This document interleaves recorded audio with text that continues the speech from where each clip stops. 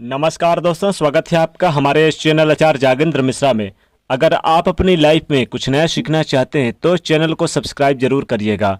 गाय के इस अंग को छूने से दरिद्रता का नाश होता है, रोडपति भी हो जाते हैं करोड़पति, जन्मों जन्मों की गरीबी दूर हो जाती है। दोस्तों, भगवान श्री कृष्ण कहते हैं कि गाय समस्त संसार की माता है। गाय एक दिव्य प्राणी है। जिस भी घर में गाय होती है उस घर के सभी वस्तु दोष समाप्त हो जाते हैं। धर्म ग्रंथों के अनुसार गाय सभी देवी देवताओं का निवास है। अतः गाय की पूजा करने से समस्त देवी देवताओं की कृपा और पूजा का फल प्राप्त होता है। गाय पर सभी नक्षत्रों का प्रभाव पड़ता है। गाय की रीढ़ की हड्डी सूर्य केतु नाड़ी होती है, जो सूर्य की किरणों से रक्त में स्वर्ण संचार बनाती है। यही स्वर्ण संचार गाय की ईंधन में विद्यमान होते हैं, जो मनुष्य के लिए अमृत के समान है। इन्हीं स्वर्ण धार के कारण ही गाय के दूध का रंग हल्का पीला होता है। आज हम आपको बताएंगे कि गौ माता की पूजा करने से मनुष्य को कौन कौन से फल मिलते हैं, साथ ही घर से वास्तु दोष नष्ट करने के लिए कौन से उपाय करने चाहिए, और गाय के किस अंग को स्पर्श करने से, गाय के किस अंग को छूने से शास्त्रों में अत्यंत शुभ माना जाता है। तो आइए जानते हैं। लेकिन दोस्तों, उससे पहले आपसे रिक्वेस्ट करते हैं, वीडियो को लाइक जरूर करिएगा, दोस्तों को भी शेयर कर दीजिएगा, और अगर आपने अभी तक चैनल को सब्सक्राइब नहीं किया तो चैनल को सब्सक्राइब करके बेल आइकन को प्रेस कर दीजिएगा। दोस्तों, सनातन हिंदू धर्म में गाय को गंगा और गायत्री का धार्मिक महत्व, यानी गंगा, गाय और गायत्री, इन तीनों को धार्मिक महत्व में सबसे अधिक माना जाता है। शास्त्रों के अनुसार गाय के शरीर में एक 33 कोटि देवी देवताओं का निवास होता है।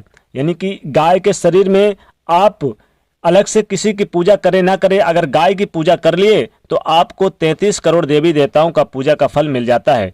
जो भी जातक नित्य गाय की पूजा करता है उस पर सभी देवी देवताओं की कृपा बरसती है। जो भी गाय की सेवा करता है उन्हें माता के समान मानता है। गौ माता उस पर आने वाले उसके जो विपत्तियां हैं, जो संकट हैं, सभी विपत्तियों और संकटों को हर लेती हैं। गौ माता कामधेनु समस्त प्रकार के कष्ट हरने वाली होती हैं और जातक की हर मनोकामनाओं को पूर्ण करने वाली होती है। कहा जाता है कि सूर्यास्त के पश्चात जब गाय वन से घर लौटती है तो उसके खुरों से धूल उड़ती है। उसे मनुष्य यदि अपने पाप, यानी कि अगर उसके धूल के कण अगर पड़ जाए तो मनुष्य के सभी पाप के नष्ट हो जाते हैं। अगर व्यक्ति क्रोधी है, पढ़ाई में कमजोर है, बोलने में असमर्थ है, तो व्यक्ति को गौ माता को हरा चारा अवश्य खिलाना चाहिए। इससे बुध ग्रह यानी ठीक हो जाता है, और बुध ग्रह के ठीक हो जाने से उनकी बोलने की क्षमता और वाणी की क्षमता जबरदस्त होती है और सभी दिक्कतें दूर होने लगती है। गाय का दान करना शास्त्रों में अत्यंत शुभ फल माना जाता है। अगर मंगल की दशा खराब हो तो किसी गरीब ब्राह्मण को अथवा गरीब व्यक्ति को गोदान अवश्य करें। अगर नवग्रहों को शांत और शनि की दशा ठीक करनी है तो काली गाय का दान अवश्य करें। इससे सभी कष्टों से मुक्ति मिलती है और शनिदेव की कृपा से सब कुछ ठीक हो जाता है। अगर कोई कार्य रुका हुआ है, कितने ही प्रयास करने पर उसमें सफलता नहीं मिलती, तो मनुष्य को गौ माता को रोटी खिलाकर उनके कान में अपनी मनोकामना अवश्य कहनी चाहिए।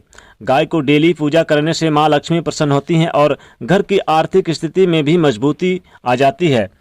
गर्मियों के दिनों में द्वार पर आई गाय को पानी अवश्य पिलाएं। ऐसा करने से व्यक्ति के सभी प्रकार के रोगों से मुक्ति मिलती है। सर्दियों में गौ माता को गुड़ अवश्य खिलाएं, लेकिन गर्मियों के दिनों में गुड़ ना खिलाएं। अगर पितृदोष दूर करना चाहते हैं तो गौ माता को यानी अमावस्या के दिन आप रोटी, गुड़ और हरा चारा जरूर खिलाएं। इससे फायदेमंद रहता है। इससे सभी पितृदोष समाप्त हो जाते हैं। साथ ही गौ माता की पूजा से नवग्रह भी शांत हो जाते हैं। अगर बच्चे कहना नहीं मानते तो उनका स्वभाव क्रोधी है और बात बात पर गुस्सा आ जाता है, तो किसी दिन द्वार पर आई गौ माता को उनके हाथों से लगाकर भोजन अवश्य खिलाएं। गौ माता के पीठ पर एक उभरा हुआ कुबड़ा होता है। जी हाँ, बड़े ध्यान से सुनिएगा। उभरा हुआ कुबड़ होता है। उस कुबड़े में सूर्य केतु की नाड़ी होती है। रोजाना सुबह गौ माता की इस कुबड़ पर हाथ फिरने से, इसे छूने से मनुष्य की सभी मनोकामनाओं की पूर्ति होती है। उसके आर्थिक संकट भी दूर हो जाते हैं और गरीबी का नाश हो जाता है, यानी गरीबी कोसों दूर चली जाती है। इससे घर में सुख शांति आती है। साथ ही सभी यानी कि रोगों से भी मुक्ति मिल जाती है। इसलिए द्वार पर आई गौ माता की पीठ पर एक बार हाथ फेरें। घर बनवाने से पहले आप उस जमीन पर गौ माता और उससे बछड़े को बांधते हैं तो इससे सभी वास्तु दोष भी समाप्त हो जाते हैं।